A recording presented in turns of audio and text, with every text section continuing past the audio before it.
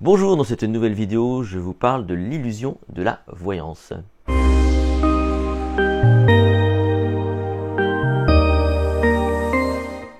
En 2015, 24% des Français ont admis avoir eu recours à des services de voyants, de tarologie, de diseuses de bonne aventure, car c'est vrai, et vous le savez, c'est toujours plus facile, la vie en tout cas, quand on est capable de la prévoir ou d'avoir l'illusion de pouvoir la prévoir, car le cerveau, il aime bien anticiper, ça rassure, et surtout, ça aide à remettre dans l'ordre dans ce chaos. Et c'est vrai qu'en ce moment, on est quand même pas mal dans une forme de chaos. Je vous propose une petite expérience. En fait, en guise d'expérience, ce que je vous propose, c'est d'interpréter l'information qui suit. Je vais vous montrer cette image. Qu'est-ce que vous lisez malgré que le carré blanc cache l'essentiel de la phrase? Je vous laisse quelques instants pour tenter de décrypter cette information. Et j'imagine que la plupart d'entre vous, vous avez lu « Papa roule en voiture », c'est ce que vous avez lu. C'est là que c'est intéressant parce qu'on va voir que le cerveau est capable d'interpréter l'information à sa façon, en fonction de ce qu'on lui donne comme information. La vérité sur cette image, c'est qu'il fallait lire plutôt ça. Rarap, qui fut... Voilà, donc oui, c'est très différent entre ça et ça. Je vous montre.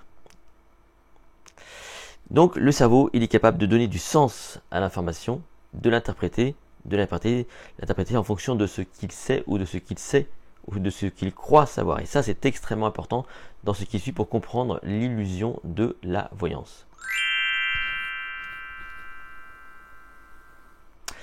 J'aimerais d'abord vous présenter une dame, Rosanne Vicari, qui a écrit ce livre qui est extrêmement intéressant, qui apparaît ici, c'est Confessions d'une voyante, dans lequel elle raconte son passé et son histoire de voyante. C'est donc une dame qui a vécu de la voyance. Et qu'est-ce qu'il se dit dans ce livre, qu'est-ce qu'elle raconte dans ce livre? C'est que au bout d'un moment, elle se rend compte qu'elle dit toujours un peu les mêmes choses aux personnes qu'elle reçoit.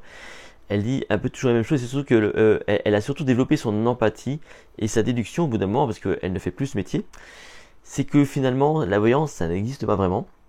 Par contre, elle est capable de faire preuve d'intuition, de deviner les choses et donc de se mettre en lien avec la personne et peut-être de la rassurer. Finalement, les voyants sont avant tout, a priori, des personnes qui sont plutôt très psychologues et c'est vrai que c'est quand même plutôt intéressant à ce niveau-là de pouvoir aider les gens. Il y a un magicien qui s'appelle Richard Wiseman qui est ici, qui a fait donc des études. Donc Richard Wiseman, pour vous situer, il est magicien et chercheur, donc il est anglais. Et il a fait tout un travail de recherche sur notamment les voyants. Et qu'est-ce qu'il a découvert? Il a découvert six axes qui vont permettre d'expliquer le pouvoir des voyants. Le premier pouvoir, le pouvoir des voyants, c'est que les personnes qui vont voir un voyant, au départ, il y a une sorte de biais égocentrique, on a besoin de se rassurer. Et donc on a besoin d'entendre des choses qui nous conviennent et qui nous parlent. Et donc déjà, il y a ce biais-là qui va rentrer en jeu. Ensuite, qu'est-ce que remarque Richard Wiseman? C'est que la mémoire, et je sais de quoi je parle, est extrêmement sélective et que les gens, finalement, quand on leur demande de restituer l'essentiel de l'information, on se rend compte que la mémoire est donc extrêmement sélective. On retient ce qui nous a plu et c'est ce qui se passe en général. On aime bien entendre ce qu'on veut entendre. Et donc la mémoire reste quand même très sélective. On va essayer de se dire, tiens, oui, ce qu'il a dit là, c'est vrai. Et on a tendance à inhiber ce qui n'a pas, on va dire, été vrai. Ça fait partie, vous savez, de ce millefeuille argumentatif. Il y a tellement d'informations qui vous sont données qu'au final, qu'est-ce qui reste? C'est des choses qui nous ont impacté, ce qui est vrai. Ah, mais oui, ça, elle a deviné, ou il a deviné. Et c'est un petit peu donc ce que raconte Rosanne Vicari dans son livre. Finalement, elle dit un peu toujours la même chose aux gens. Et que les gens sont donc surtout capables d'interprétation. Donc il y a le biais de l'ego, la mémoire sélective, cette fameuse interprétation qu'on a vue. Et puis surtout, les voyants, a priori, sont très très forts pour aller à la pêche aux informations.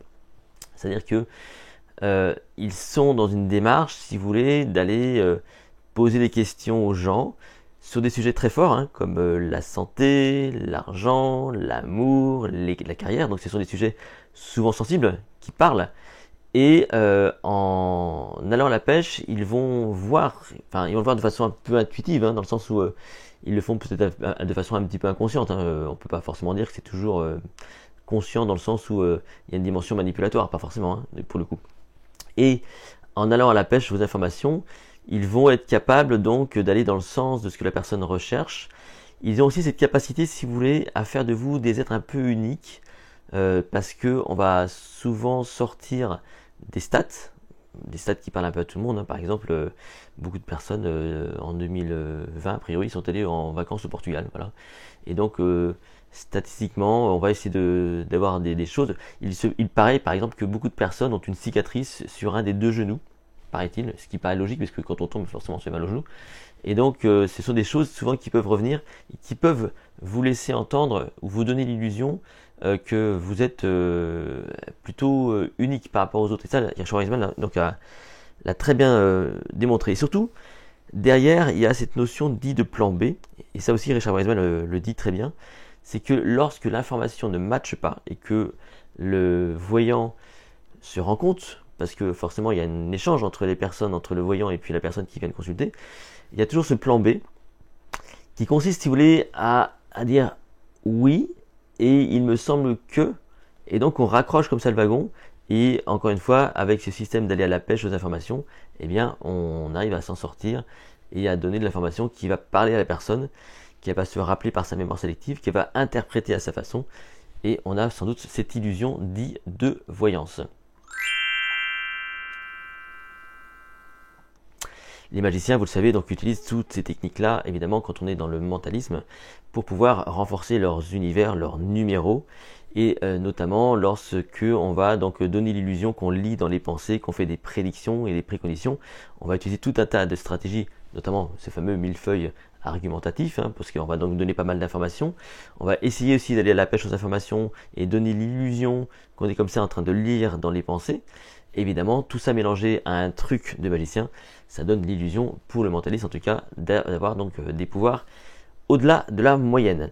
Si cette vidéo vous a plu, n'hésitez pas à la liker, à la partager. Vous pouvez vous abonner à cette chaîne YouTube. Vous pouvez me retrouver sur mon site https://les-secrets.com.